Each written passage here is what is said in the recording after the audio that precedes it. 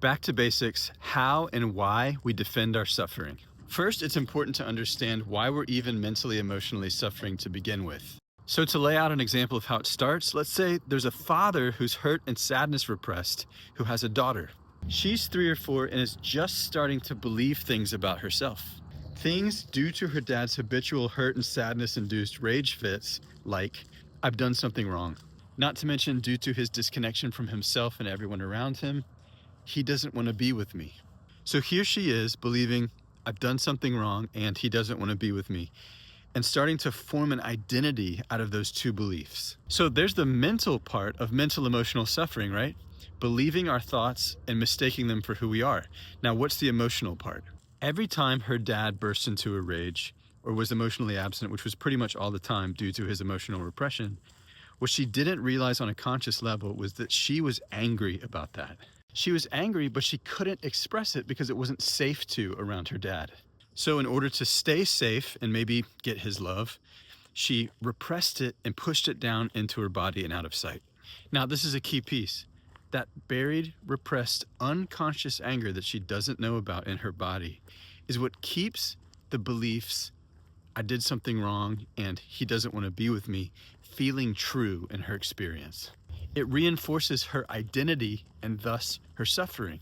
Now she's doomed to a life, thanks to her buried and repressed anger, where she has to believe I'm doing something wrong and he doesn't want to be with me to survive and know who she is. It's the way she unknowingly attempts to stay safe and get love with anyone else that she encounters in her life as an adult. It also gets diagnosed by clinicians as depression, anxiety, and chronic pain. She actually experiences a little bit of relief when she finds this out, right? She thinks, oh, okay, I have clinical depression and anxiety. That's what's wrong with me. And I can get some medication for this. I can start to experience some relief by believing these things about myself, that I'm depressed and anxious. And she does for a while. And then after a couple years, when the medication stops working like it used to, when she starts to feel trapped in her depression and anxiety, she hears this whack job Dan McClintock on social media talking about how depression and anxiety and chronic pain are the result of childhood emotional repression, and she gets really triggered. I'm not emotionally repressed. I have clinical depression and anxiety, and I have the diagnoses and scripts to prove it. And also, if we want to get technical, my therapist says that I have this depression and anxiety because I have these two unresolvable core identities, that I've done something wrong and that nobody wants to be with me. How do people defend their suffering? They innocently argue for their own limitations. It's all they know. And why? Because it's safe. It's survival. She has to believe that she's depressed and anxious in order to get meds so she can feel okay and safe. And deeper, she has to believe that she's done something wrong and that nobody wants to be with her to protect herself from her father's anger.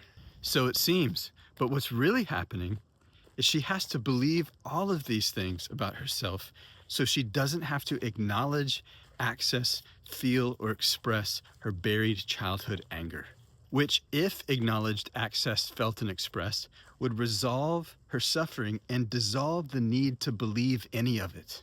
Just like it would for her father if he acknowledged, accessed, felt, and expressed his buried hurt and sadness. This is the emotional repression work that we do in KI. If you'd like to stop defending your suffering and arguing for your limitations, then tap the link in the caption in the bio.